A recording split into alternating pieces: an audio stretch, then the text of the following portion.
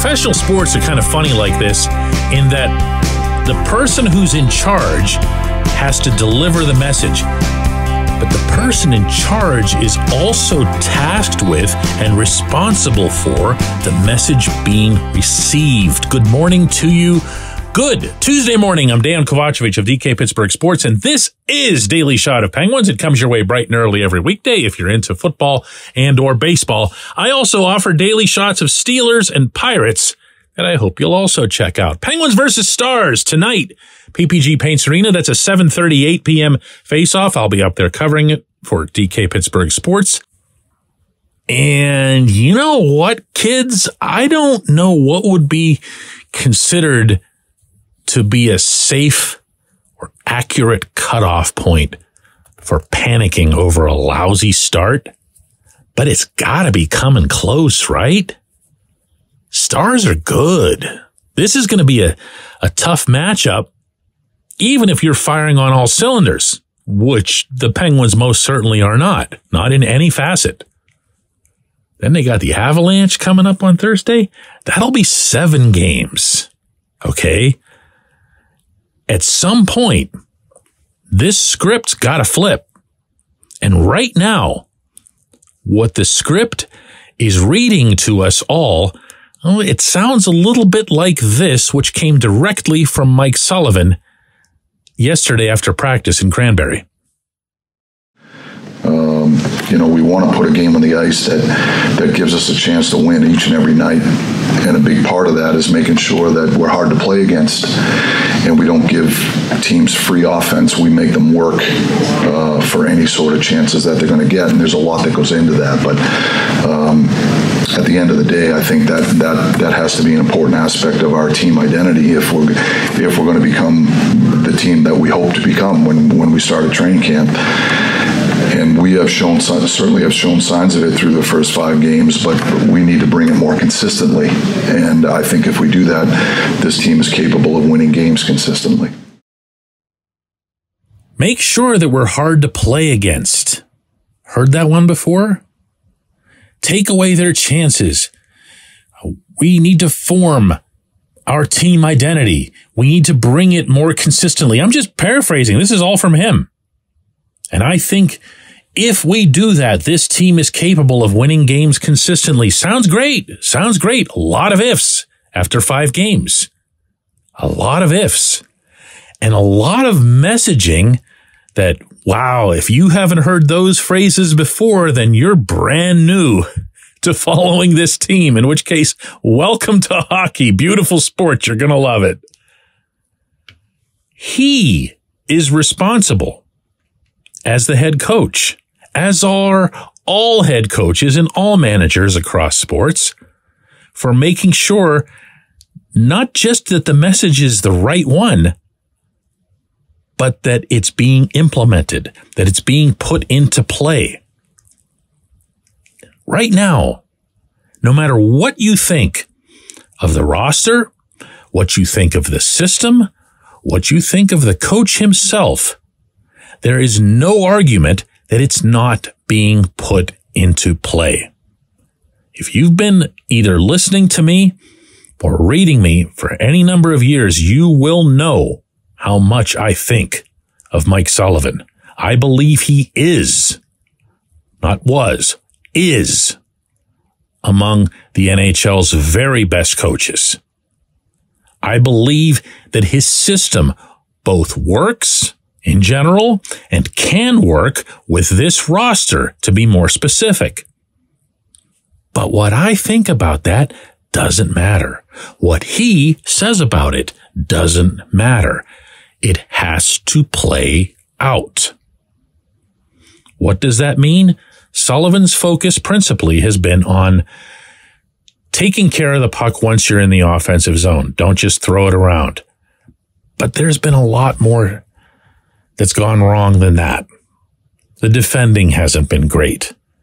The getting the puck back from the other team in your own end, being laser-like here, hasn't been great.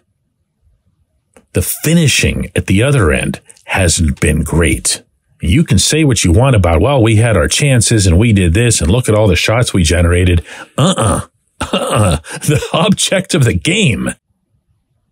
Ever since the Canadians were traveling by dog sled or whatever back in the 1800s, you got to score. You got to find a way to put it in. And if you're not putting it in based on pure skill alone, and that obviously hasn't sufficed so far, you're going to have to muck it up a little bit. You're going to have to send some bodies to the net. You're going to have to get some tips and redirects and rebounds and get Erik Karlsson more involved in that capacity. Not on his end, on the rest of the team's end. Put some people there. Make it a point. This isn't it. This isn't any of it. And I'm not going to lie. After Detroit and St. Louis, I have a hard time picturing some bang 180-degree turnaround tonight against the Stars or Thursday against the Avs. The Stars will skate. They'll defend, but they'll skate. The Avs will fly. And I don't know that either of these is a great fit for where the Penguins are right now. And again, that'll be 7 games, not 5. When we come back, J1Q.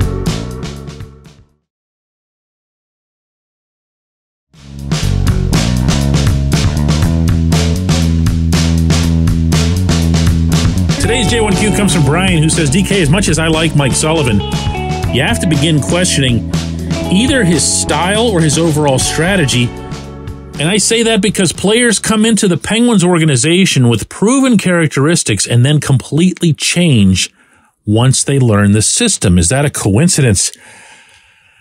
Oh, honestly, I haven't thought about it like this, but I think you've got something of a case that can be built, particularly when we're talking about, so far, the bottom 6.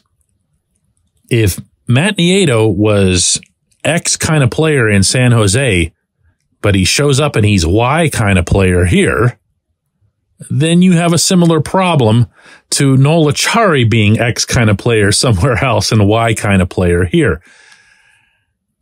Per my own assessment, the only outsider who's come in and really been himself, I'm going to give you 2 of them, or Erik Karlsson, because he's on some other level. You're not going to change who he is. And then Lars Eller. I think Eller has looked like the version of himself that you've seen over the years. Again, he's older. He's not going to look the way he did in his prime with the Capitals. But he's at least been true to form. I'm still waiting, and I'm going to presume from your question that you are too, for all this grit, for all this sandpaper and drive to the net and, fierce defending and back checking and blocking shots and all that stuff. I've seen it in pieces from the guys that I've mentioned. But if there's one thing, if there's one facet that's still lingering more than any other from last year, I think it's that this bottom 6 funk just persists. You're still waiting for something. Now, to be fair, the third line showed quite a bit in St. Louis. In fact, they were the best line on the team. And I had told you that Jansen Harkins was the problem on there. Harkins gets jettisoned. He's replaced by Radim Zohorna. And next thing you know, boo, really nice line. Way more of that's needed, including from Eller, Zohorna, and Drew O'Connor. They need to finish all those chances that they created. And the fourth line's got to come up with something, anything, an identity, a push, an agitation factor, something. And I keep pleading for Colin White to come up. I don't want to make him sound like he's the answer to everything, but he is part of what they've been missing since the pre-broken jaw version of Teddy Bluger. I don't like seeing players, and this has happened, by the way, for years with the Penguins, independent of whoever their head coach is. They come from somewhere else. They're aware that the Penguins for 40 years now have had the reputation around the hockey world for being, be who you are, be freewheeling, go score a bunch of goals and whatever else. And that's been hard for some players to shake. Much more rare is when a guy like Brandon Tanev comes over the way he did from Winnipeg and just was flying around, bashing bodies. Nothing about being with the Penguins, being in Pittsburgh, being in a locker room with Sidney Crosby and Evgeny Malkin, nothing was going to change Tanev. That's usually not how it goes in Pittsburgh. So there's a lot of different factors here. Good question. I appreciate that. I appreciate everybody listening to Daily Shot of Penguins. We're going to do another one of these tomorrow.